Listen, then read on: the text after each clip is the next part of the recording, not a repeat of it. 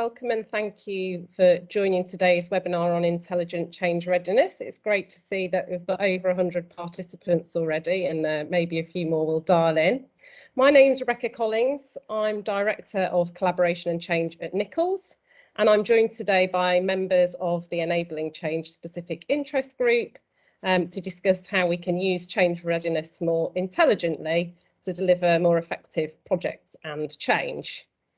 So today's webinar is being presented by the Enabling Change Specific Interest Group, and we work together to improve change capability, and that's to help organisations and people within organisations to be able to better adapt to and adopt change. And we're really delighted today to be here to talk to you about the importance of good change readiness, which is something we're all really passionate about and have experience of. We're going to be talking through the what, the why, and what good looks like. So we're going to do another short poll to sort of gauge some of the experience of the group. We're going to present for probably about half an hour and really looking forward to hearing from you at the end of that panel presentation. As you can see from the next slide, our panel today comprises speakers from a range of different organisations.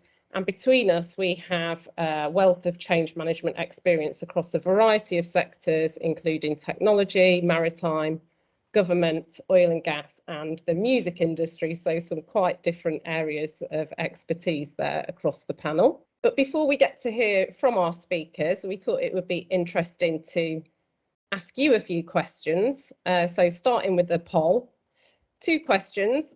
Do you have experience of using change readiness assessments? And also, what do you see as the key challenges in preparing people for change? Okay, so it looks like the majority of the audience today has either no or limited experience, but it's great to see we've also got some participants with some more experience. Hopefully this will be a useful session for you all, regardless of the experience that you have at present. And then moving on to our second question. What do you see as the key challenges? And hopefully we'll see some key themes starting to come through in a moment as people type in their answers. Yeah, lots of things that I recognise here. Change fatigue, resistance coming up several times there. People feeling that they need to leave their comfort zones. Pre-existing change load, I think that very much goes along with the change fatigue and potentially the resistance as well.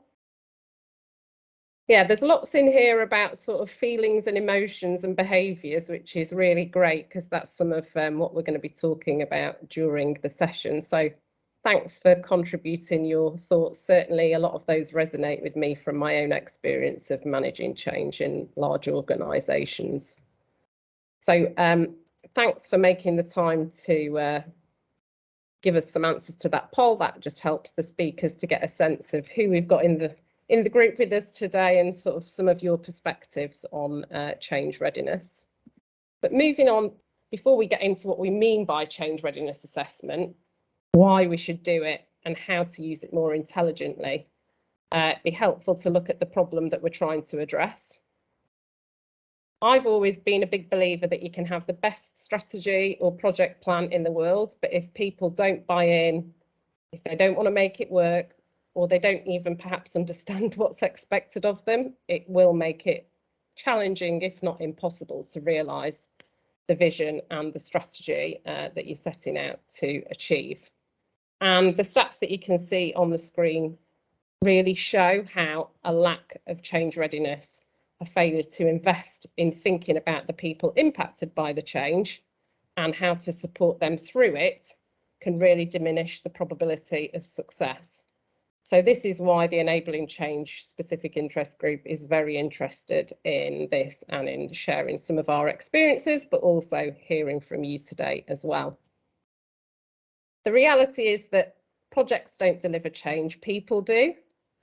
But regardless of what's being delivered, as some of you have pointed out in the mentee responses a moment ago, human behaviours and emotions inevitably come into play. We are all only human after all. So be that feelings of loss, including loss of power or control, insecurities, worries about what this might mean for me, or fear of the unknown. All of those kinds of emotions, you know, it's very natural for people to go through, and they do. The Kubler-Ross change curve has been accepted worldwide and is used lots by businesses to describe the emotional journey, and we all go through it, albeit some of us much faster than others. And really, change readiness assessment is about understanding where people are on that journey and hopefully accelerating them from being on the left-hand side of the curve through to the right-hand side, regardless of how they are going to be impacted by the project or change that is going to happen. So now I'm going to hand to my colleague David, and he's going to talk to us about what change readiness is. Thanks, David. Thank you, Rebecca. So my name's David Appleyard. I'm a senior principal consultant with MIGSO P3. I'm also an APM chartered project professional.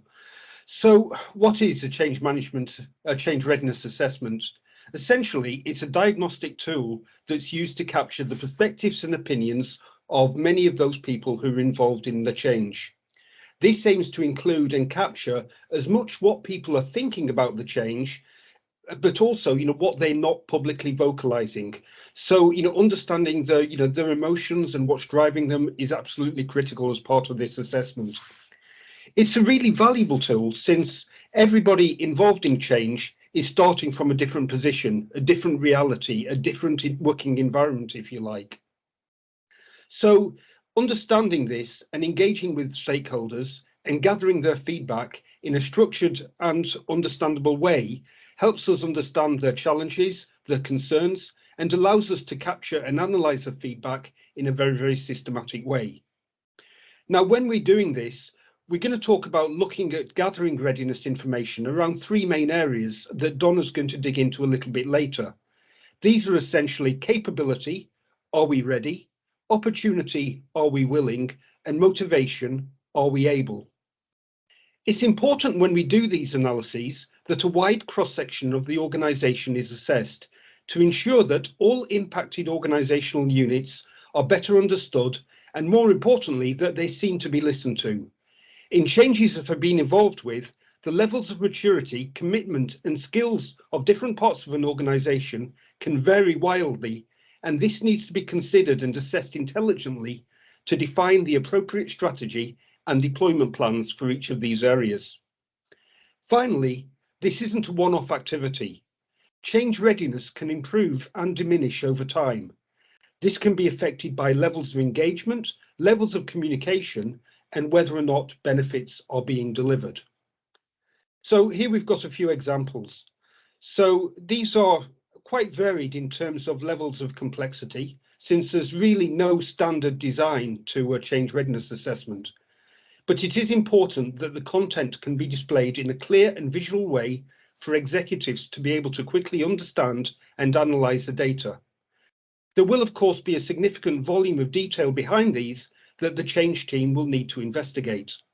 It's only when we can understand what the data is telling us that we can act effectively. On the left, we have an example simply focused on being able, willing and ready for the change, with a clear RAG status indicating the current state of readiness of the organisation. I particularly like the call out of the impact on the change if the current readiness level is too low in any particular area. Low readiness levels can lead to inertia. Low willingness and drive will result in longer delivery time and eroded benefits, and low ability and structure will diffuse the change effort and potentially result in multiple false starts to the change initiative. On the right, we have an example that gives more detailed breakdown of individual answers, and if you select a design like this, then I would make sure that you cluster themes together, such as motivation, drive, structure. Whichever type of evaluation you use, it's crucial to capture demographic information on the stakeholder, such as department, role, level in the organisation, to enable the data to be sliced and diced in several ways to visualise how readiness and maturity vary by specific business area. And finally, before I hand over to Ian, this is talking about change readiness insights. And any change readiness assessment that we conduct aims to provide the executive team with insights into what's happening in their business. To provide them with any confidence in the results, the sample size needs to be sufficiently large and diverse, and the results need to be broken down using the demographic metadata I mentioned earlier, in order to target specific shortcomings. This example is from an export company and shows varied levels of maturity quite clearly, and specifically supports the insight that there is a significant deficiency in all departments in understanding the vision for the change. In this case, we could anticipate that the executive team would target organisational-wide initiatives to address this deficiency, since it applies across all departments. I'd now like to hand over to Ian to discuss why it's important and why this requires investment. Thanks, David. I'm Ian Pickard, Head of Project Management at BMT, and I'm in my first year supporting the Enabling Change SIG as a member of the committee. Here we're looking at a selection of benefits which may arise from making the investment in change readiness and undertaking change readiness assessments. I won't read them all out, but you can see there's a number of themes throughout these benefits around the implementation, the outcomes, cost and resource, and especially around people, which is picking up on the theme that you'll recognise throughout the webinar today. One of the key things for me is that change is expensive if you get it wrong, so it's good to invest in change readiness assessments up front. And the other aspect on here from a people point of view is that stakeholders throughout an organisation which is looking to change need to be engaged. Senior stakeholders need to be bought in and need to be seen to be bought in order to provide the motivation and the engagement throughout the organisation. But equally, as Rebecca said to start with, people deliver change, and the stakeholders throughout the business, staff throughout the business, need to be engaged and aligned with that. Change readiness assessments for me are key to planning and initiation of change. However, they also form a useful tool to review change while it's underway and put any necessary sort of course corrections in. Also useful at the end of a change activity for any learning from experience. So selection of an appropriate change model is an important contributor to the success, and that includes tailoring it to the specific context in the organisation that's looking to make change. There are many change models. Here's one example, specifically around behavioural change, continuing the theme of how important people are to change success. So the model here is the COM-B model, so capability, opportunity and motivation, key factors leading to behavioural change.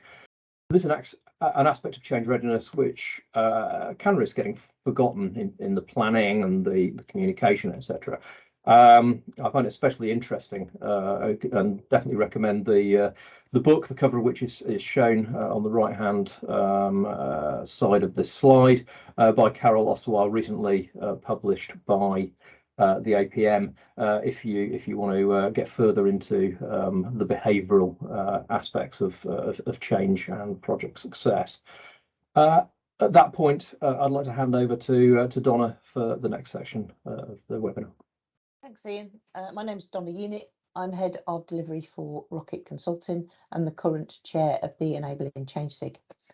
So just to carry on with the theme of why invest in change readiness, and just to break down the COM-B model a little bit further. So we're looking really at capability, making sure people are ready to accept the change.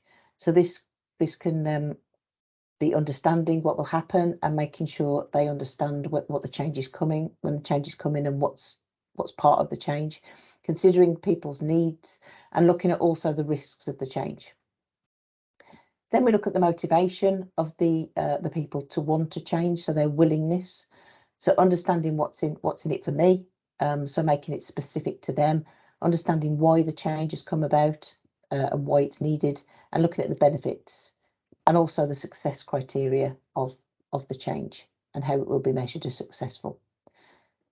And then thirdly, the O in the COM-B model is the opportunity, making people able to change. So this often gets forgotten, that you need to give them time that is required for them to make that change. So any training, upskilling, any support, any access to new technology and systems, because a lot of changes do mean changes in technology and systems, or standard operating procedures. So intelligent change readiness assesses obviously all of these criteria, and it ensures that people have the capability, the motivation and the opportunity to change. I'm now going to hand over to Mark, who will look at what good change readiness looks like. Yeah, so I think the key watchword here, the point of all of this, of course, is to understand, as we said earlier, where people actually are on the change curve, because each person will have their own unique view on it and their own emotions in relation to it. And those, as we've all established, is those actually drive our behaviours. So key to that, and to make the change readiness process effective, there are a few things we need to make sure we do. The first thing is, if we want people to be honest about how they're feeling, we probably need to give them the space to do that. So anonymity, of course, is a key one, right? So people need to feel they can really air their true feelings on the change. And one of the key things, as we'll come to with change readiness, is that you know the most important thing is that we are prepared to allow them to do that, and to have their thoughts properly properly verbalized in some way or other. Because what we often find is people won't necessarily say what they're feeling in a public forum. So they may appear to be positive, but what they're feeling really is something else, and we need to know that. So anonymity is key. The next one, of course, is ease of use. So if we are going to survey people, there are a lot of surveys going around. People are a little bit sort of surveyed out. So it's got to be, typically fun and engaging, I'd say, but very easy as well, very quick. It shouldn't take half an hour, ideally.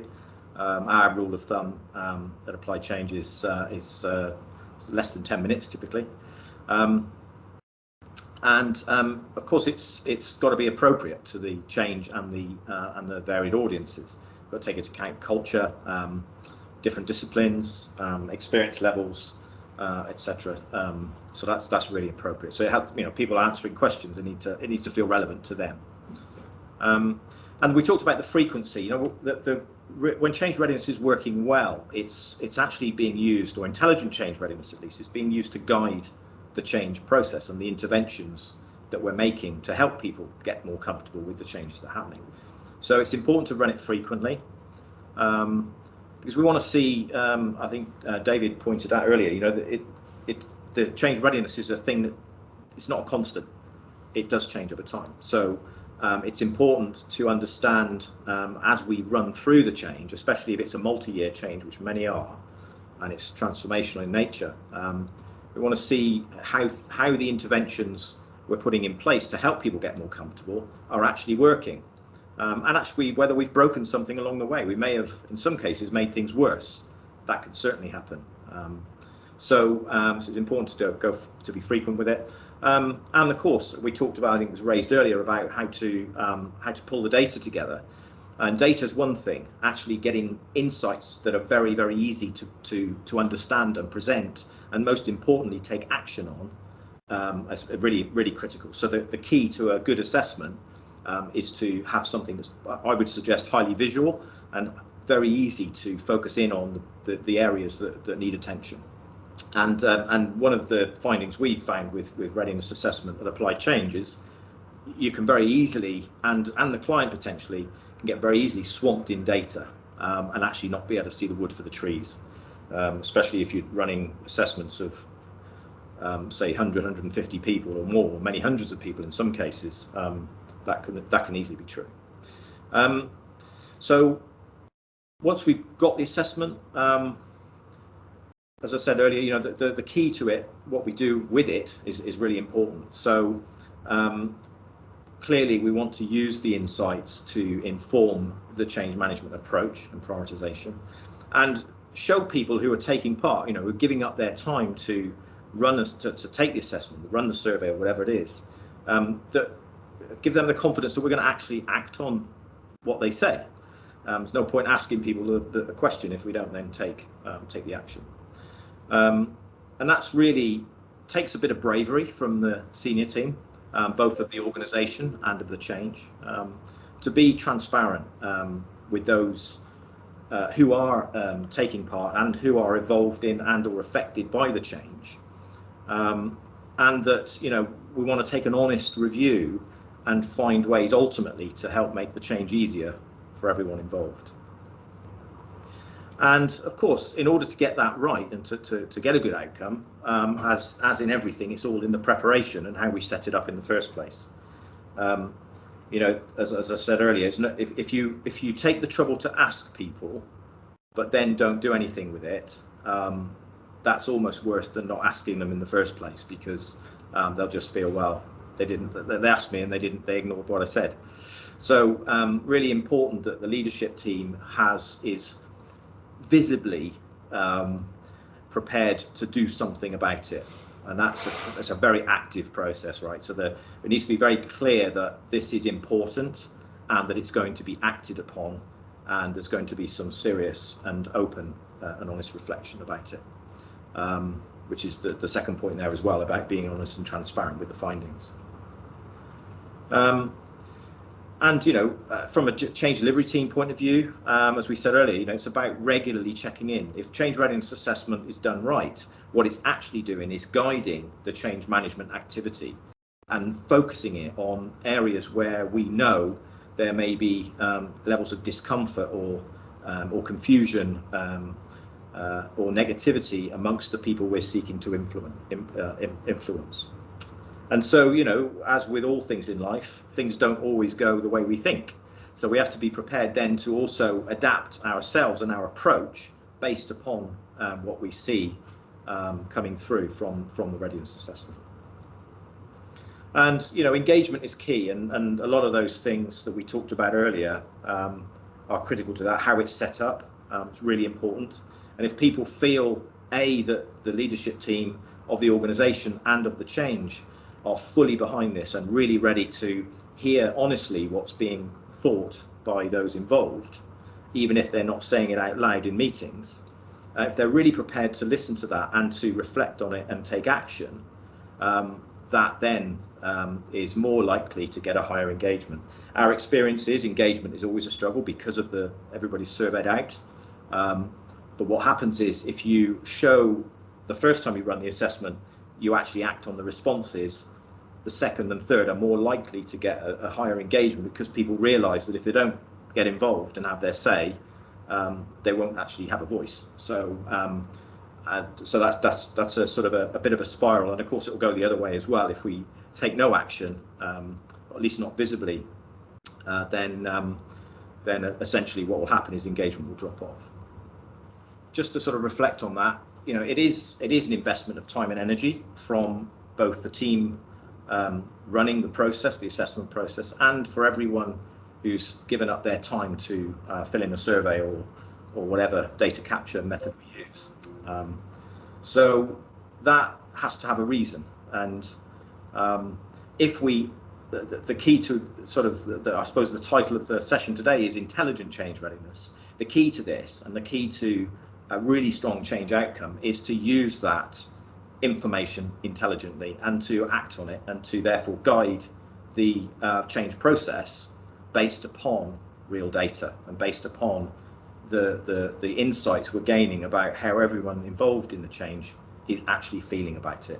And once we do that, what we can actually then start to do is get people more comfortable, to have people generally feeling more engaged in what's going on and less fearful of it. Then, of course, we all know from all the statistics and all of our sort of collective experience, when people are in that space, change is much more likely to be a success. Great, thanks panel. So we've left plenty of time for questions, and I see we've already got some great ones in the chat. I'm going to take them kind of in an order of sort of logic of flow in a way, hopefully get through everything we've got in the chat. So actually I'm going to start with Alice's question. about at what point in implementing the change is it the best time to actually carry out a change readiness? Mark, I don't know if you want to kick us off with some thoughts. Sort of, we've alluded to it a bit in the presentation, but from your experience, that's a really great question. And one of the conversations, sort of partnership conversations we're having is with a training company that does a lot of work in the pharmaceutical sector, and they train typically CRM solutions. And the reason they came to us, actually, we're looking together at putting a sort of a combined offering, is precisely for that reason. They are at that point where they've got a group of people in the room about to go live with a new set of processes and systems, often salespeople, and they get all forms of resistance and negativity showing up in that room, given that it's just a few weeks before said go live and the behavior change that we're all looking to happen, that's going to get the benefits of whatever this thing's going to do. So what he's seeing and what they're seeing is that that hasn't been set up right. So all of the change management stuff, the change management activity clearly has been going on, and yet people are showing up. So I'd say very much the answer is yes, there is a benefit, because even at that stage, it's better to know where you're likely to be with adoption than not, because then you can actually do something about it. And the stuff, the thing I always say to clients is that these feelings exist whether we see them or not. So we're better off seeing them, so therefore we can act on them, than not seeing them and then we get a surprise later on.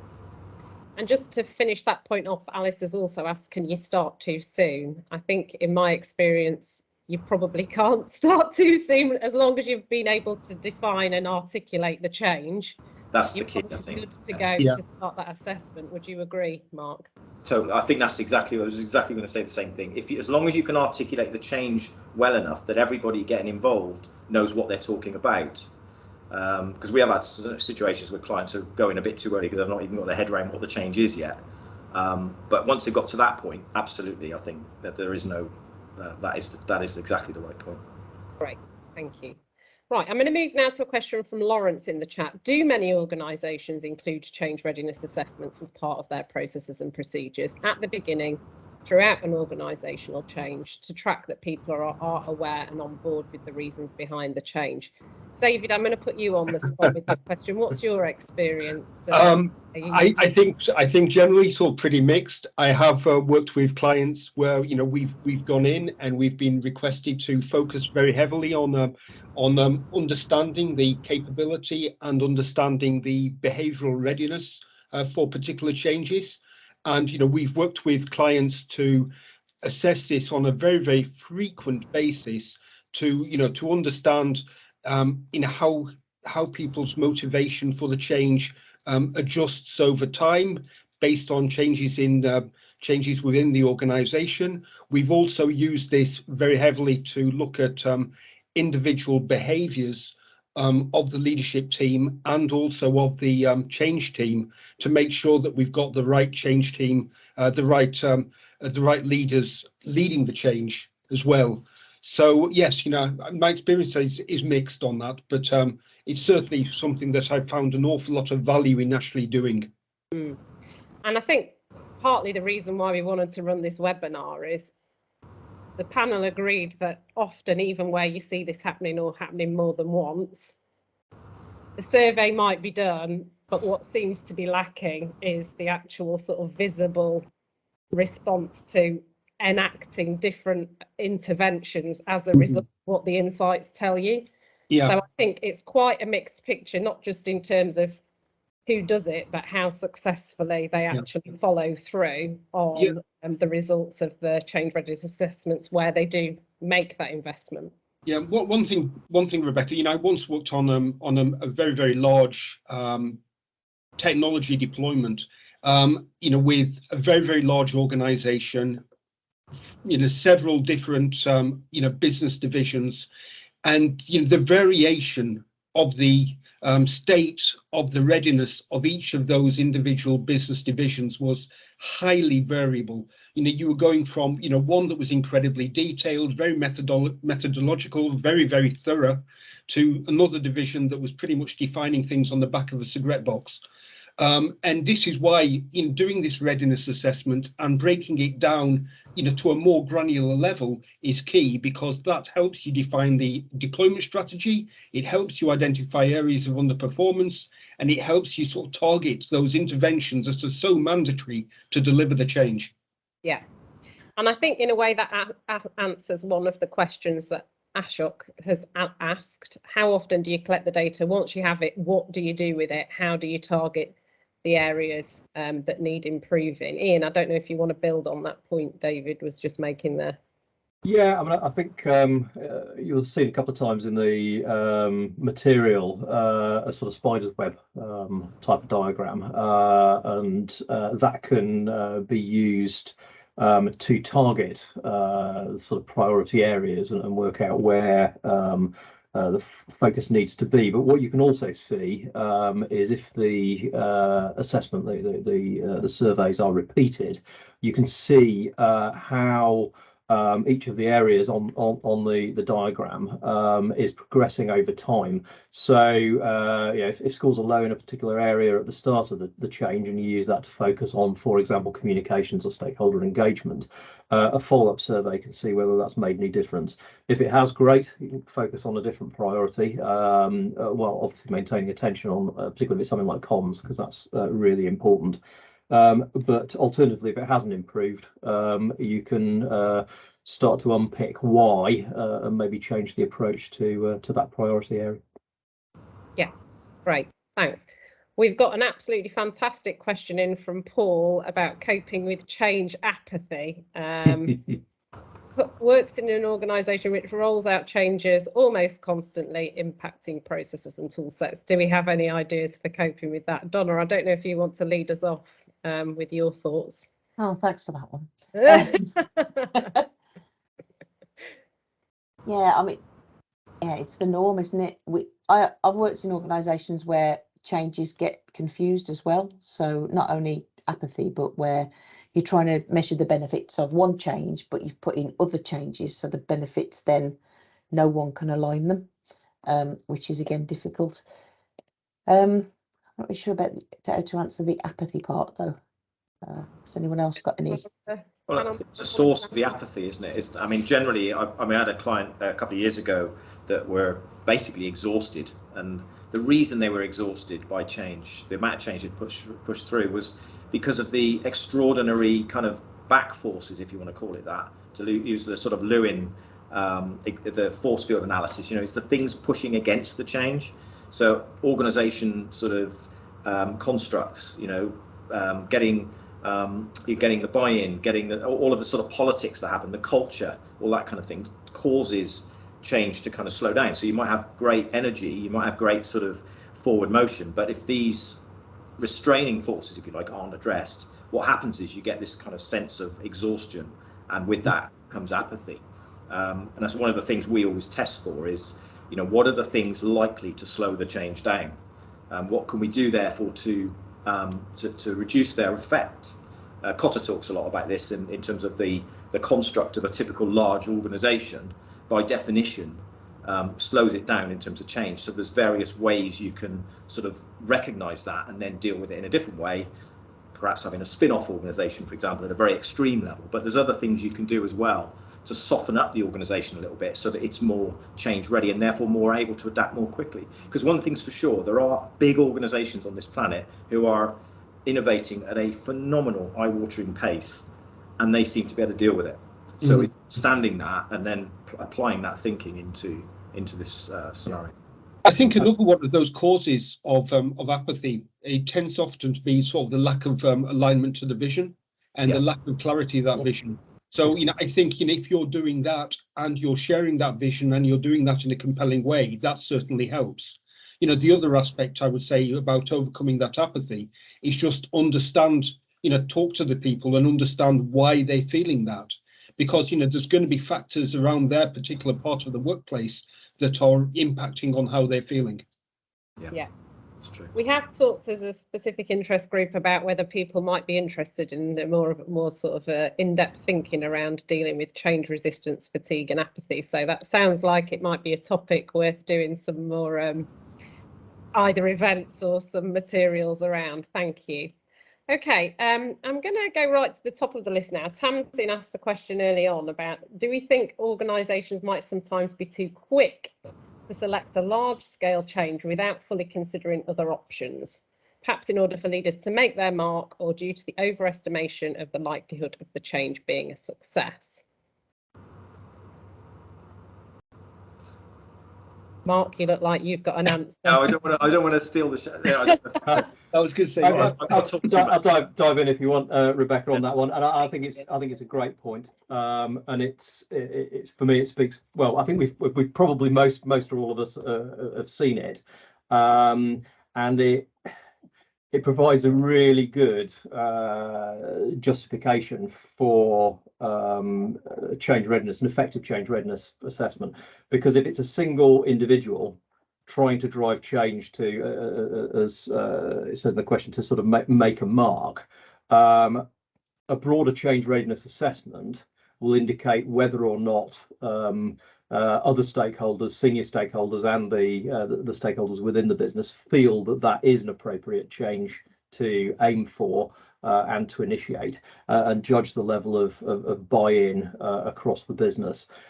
Without it, if you have a strong character coming in at a senior level with that desire to make a mark, sort of lack of taking that temperature across the wider organisation can lead to changes like that being kicked off, and then potentially falling flat because there isn't that wider buy-in, both at a senior level and throughout the organisation, among the people who actually are needed to make the change and implement the change. There's another side to that as well, which is they may have missed something. So quite often, if you've got a big organisation, let's say, I don't know, 10,000 people, that's 10,000 brains who are seeing things at the front line every single day. Now, it's a bit arrogant for any group of leaders, a small group, to think that they have the same perspective as all of those individuals. So it is actually really valuable, and it can be sometimes a bit of a sort of a lifesaver, even for the senior team, to see something that they've missed that may change, either stop the change altogether or make it the approach a little bit different to make it more useful to the wider group. So I think it's a two-edged sword. I think you're absolutely right. Yeah. I think there's one other point there as well, that if you're developing the vision for what that change is, you want to start with that core central team, leadership team, and make sure that they're all aligned and cohesive to that change before you then spread out that engagement into a wider community. So, I think if you've got somebody sticking to their own agenda and going off at a tangent to the rest of the executive team, it stands out, and they tend to be held to accountable by the rest of the team. And it'll only ever magnify as it gets down through the layers as well. That's the thing. We had exactly this last year, where we ran it with a leadership team of 16, and you wouldn't believe how misaligned a small group like that could be on a transformation that they're heading up. Yeah, that's typically what we'll see. I've noticed a few questions in the chat about sort of the size of organisations and whether change readiness is better suited or needs to be thought of differently, whether it's a really large organisation, or even does it work for an organisation that might be, say, under 250 people. So we've got a few great questions around that. Thoughts? I think it works, regardless of the size of the engagement or the size of the initiative that you're trying to deliver. All you end up with is, if the smaller the initiative, the smaller sample size you require to gather sufficient data. But you have the opportunity to tailor questions maybe more specifically in a smaller scale change. Yeah. Certainly, you're probably at an advantage with a smaller organisation, because, like anything, it's probably easier to wrap your arms around fewer people than greater numbers. I think for me, there's always something really important in sort of delivering effective change about understanding the roles and responsibilities as well of the different players. So we've talked a lot about, senior executive leaders who might be driving the change, but often where I see resistance and perhaps some of the cynicism arise is sort of in that middle management layer. And they're often the, people sort of giving the direct messaging to the staff impacted. So if there's a misalignment there, either they don't understand or for whatever reason they don't support the change and appreciate the benefits for them and their teams, that can be often what really causes the challenges that we're trying to overcome through change readiness, which is why David, I think, talked about the importance of being able to sort of slice and dice the different perspectives of, you know, different people within your organisation, be that large or smaller. I think, yeah, segmentation's key. And actually, even geographically or culturally, it could be that you'll get a different response. We found with global changes, you know, it can look very different, say, in Germany than it does in China. For different, you know, for many reasons, some of which may be real reasons, they haven't been spoken to enough, or they haven't been as involved, or the change doesn't work for them, or works against something they're trying to achieve, or just purely cultural. It goes against some cultural sort of belief or perspective that's important to know. So yeah, great. So we have been asked whether we have any success stories to share or case studies. That might be something we can also follow up with after the webinar, but do any of our panel members have any great examples that spring to mind? Mark? Yeah, well, we're running a couple at the moment where fortunately those organisations are sort of reasonably ahead of the curve in terms of the way they're coming at change. So if anybody'd like to, you know, they're using it, and they've just basically run a series of sessions all around the world with the results of the readiness assessment, and they found so much stuff that they just didn't know was there, and of course they're now taking action on the back of it. And of course it doesn't necessarily mean we're not at the end point yet, the change hasn't been delivered, but they already know that what they've seen is hugely valuable, and had they missed it, this change would have gone in a very difficult direction. So I mean, I'd be happy to, if anybody on this call wants to talk about that in some more detail, and we're happy to share. There's one question from Kelly Grant at the bottom, or where it hasn't gone so well. And I must admit, I have one for that, where you know, we once worked with an organisation, and I think this highlights the importance of what you were calling out, Mark, which is you need to be open and honest, and you know, understand and realise the data and what the insights are telling you, because you know, we've had a situation where, you know, when the results of a very, very, you know, detailed analysis and detailed change readiness and behavioural assessment were presented back to the board, that's when the board decided that this was, you know, too concerning for them to keep out in the public domain. So took everything internally, and everything sort of ended. We don't like the answer, so we're going to stop looking, I think. Absolutely. I think you're absolutely right. One of the biggest challenges we have is to encourage clients to not go too far with, not go too deep, because we're all great, especially leaders actually, at going down rabbit holes. Yeah, so you follow a line of thinking, you go straight down a rabbit hole into the detail, and you get lost in it. So what we tend to do is to almost say, you're not having that, you can have these three, you work on them, and then we'll give you the next three, kind of mindset, right? So because otherwise lots of people run off in lots of different directions and end up achieving very little. So it's really important how that's presented back, such that it's really easy to know what to do next in a sort of achievable way, not trying to boil the ocean. Yeah, I think there's another interesting aspect to that, which was relates to a question asked early on in the chat by Donna, which is around ensuring, if you are taking the temperature of the organisation and you are seeking surveys, is to check that you are getting responses from a representative sample of the organisation, because if you are getting a lot of responses from one particular function or one region, if it's a global organisation, you may find that the responses are skewed to interests which are not representative of the wider stakeholder community in the organisation. I think there's another part on that one as well, Ian, though, as well, because, you know, I've worked with clients where, you know, they basically said, you know, these are the people that we think you need to talk to. And, you know, that in itself is giving you a rather skewed view of, you know, what the change is and the people. You know, you need to take that with very much with a pinch of salt, and, you know, identify who you think is the right audience. Yeah, my immediate reaction to things like that is to make sure I go and talk to some people that aren't on the list. Yeah, true. Okay, I'm going to move us on to another question. So we had one earlier on from Duncan who asked, can you gauge change readiness more covertly than rather than having people complete a survey? So I have a view on that, Donna, but I don't know if you also want to come in. I'll let you go first if you do.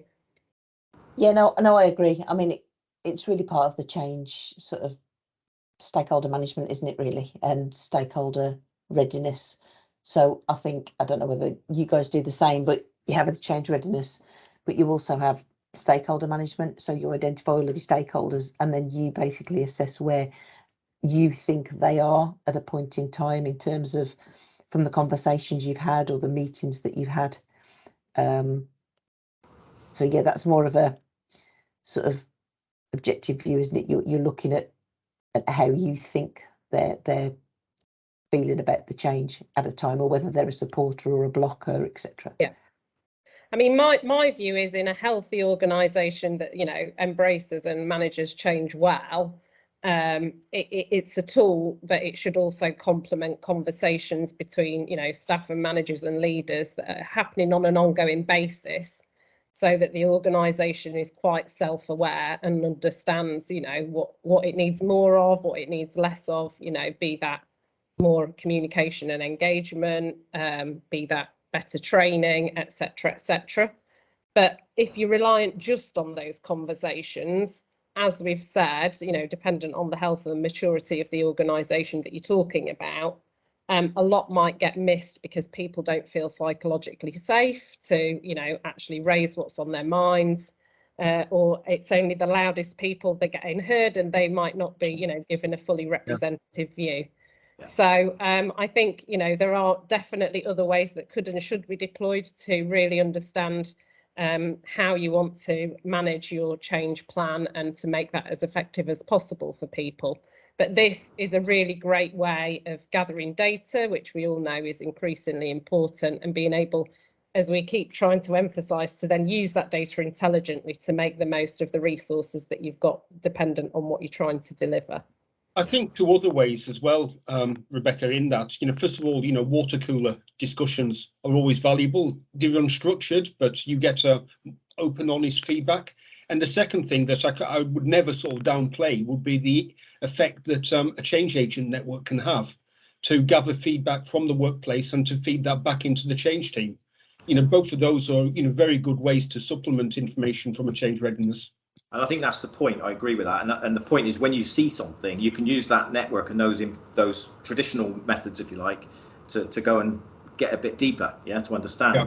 But I think your point, Rebecca, is absolutely right. And I would just simply ask the question, why, aside from all of those things which we recognise, and stakeholder management, stakeholder kind of assessment, if you like, when at the beginning is of course a great answer before you even do any sort of assessment. But beyond that, why would you, you know, I would ask back the question, why would you want to do it covertly? Because part of what we're trying to do here is engage people.